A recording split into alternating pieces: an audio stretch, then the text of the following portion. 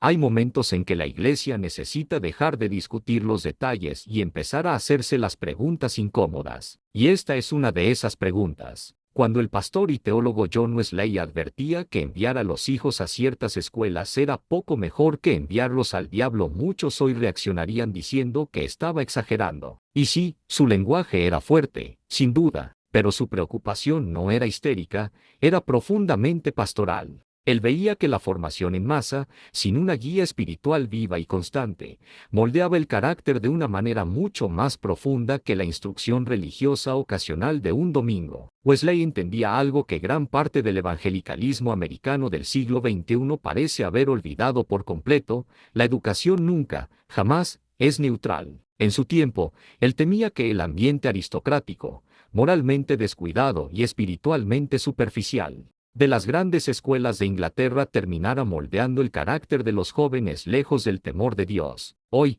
en nuestro tiempo, el escenario ha cambiado, claro, pero la pregunta fundamental sigue siendo exactamente la misma: ¿quién está formando realmente el corazón y la mente de nuestros hijos? Porque seamos honestos, el problema en América hoy no es simplemente la escuela pública. El problema es mucho más profundo: es la secularización del propio pueblo evangélico. Durante generaciones, el evangelicalismo americano se esforzó por integrarse culturalmente al gran proyecto moderno, y en el proceso, adoptó el lenguaje del éxito, la productividad, la autosuperación y la realización personal como si fueran conceptos perfectamente compatibles con el evangelio, sin ninguna tensión. Se hablaba mucho de fe, sí, pero la vida se organizaba alrededor del logro personal y profesional. Se predicaba sobre la eternidad, pero se planificaba la semana, el mes y el año como si solo existiera este siglo. Mientras todo esto pasaba, los hijos crecían en un ecosistema formativo muy complejo,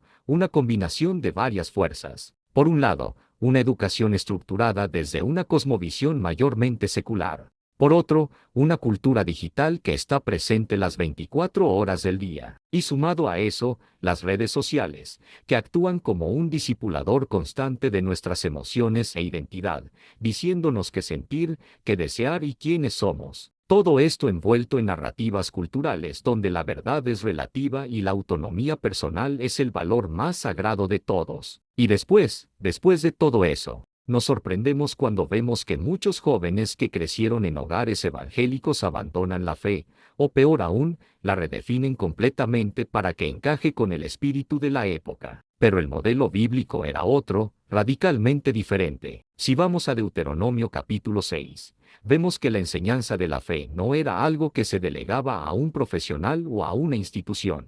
Era una tarea cotidiana, encarnada en la vida diaria, repetida constantemente en el hogar, al caminar por el camino, al acostarse y al levantarse. En Efesios capítulo 6, el apóstol Pablo no le transfiere la responsabilidad al sistema educativo o al gobierno. La responsabilidad recae directamente sobre los padres, quienes deben criar a sus hijos en la disciplina y amonestación del Señor. La formación espiritual era integral, no un simple complemento de fin de semana. El evangelicalismo americano, en gran medida, hizo lo contrario: profesionalizó la fe. La iglesia se convirtió en un proveedor de servicios espirituales. La escuela se convirtió en la garante de un futuro económico exitoso. Y el hogar, tristemente, se transformó en un simple centro logístico para coordinar horarios y actividades. Y así, casi sin darnos cuenta, muchos hogares evangélicos comenzaron a pensar de manera secular, aunque siguieran usando un lenguaje cristiano. Y es aquí donde la advertencia de John Wesley vuelve a tener un filo cortante. No porque debamos necesariamente retirarnos en masa del sistema educativo moderno,